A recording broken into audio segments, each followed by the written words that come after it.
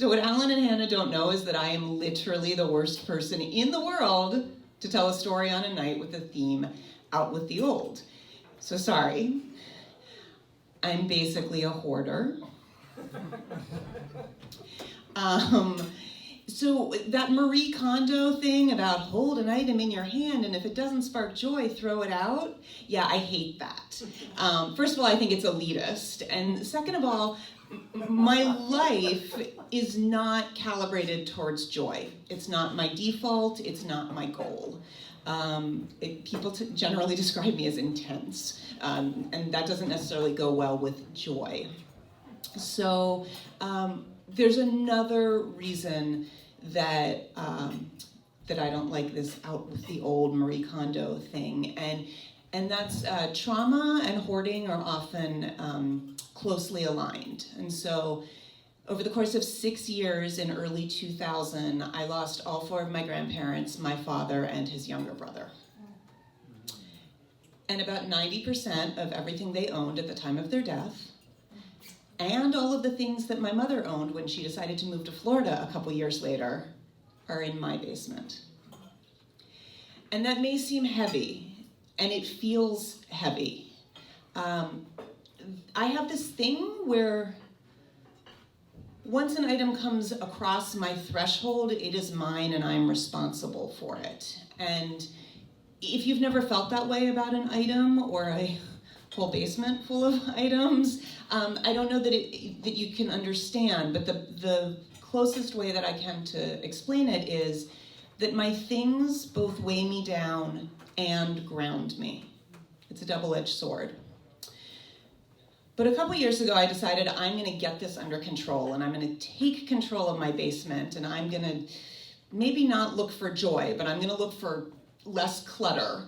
And I decided to start with my father's photographs. He was an award-winning amateur photographer.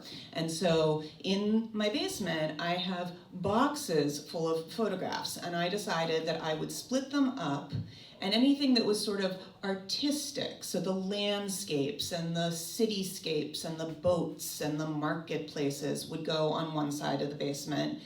And then all of our family photos would go on the other side, and then I would gift away the art, because gifting away family photos would be really weird.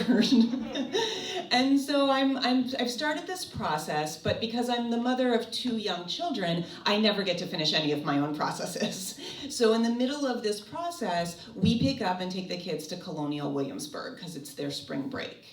Now, before I was born, my father was a U.S. history teacher, and the way, did you know that, Alan? My father was a U.S. history teacher before I was born, and the way he hung on to that after he had us and had changed jobs was that all of our vacations were to historical sites.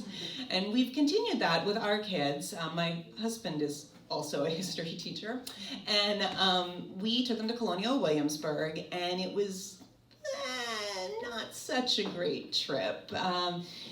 My 4-year-old son was incredibly grumpy. We found out later he was like deathly ill, but we didn't realize it at the time. He was super grumpy, and I had a migraine, and the only thing that sort of caught his attention was the silversmith's shop in Colonial Williamsburg. So while my migraine and I held my son's hand in the silversmith's shop with a man behind the counter pounding on a piece of metal with the hammer, I was looking out the window to where my daughter and my husband had like escaped, and like they were playing on this dusty Colonial Williamsburg street, and I'm like migraining and throbbing and holding my son's hand, who's captivated by the man with the hammer. To see my family out the window, I have to look past this like silver bowl with the handles, and it's sitting in the middle of the window ledge, and sort of this beautiful sight that I can't appreciate. But we made it. We got through the evening. We stayed at a friend's house. My son started puking, just like every great vacation with small kids. So we go home, get back into the routine, and I start purging again. And so I go to the pile of the art photographs, and I'm carrying them upstairs because I'm determined that this is the box that's going to be gifted next.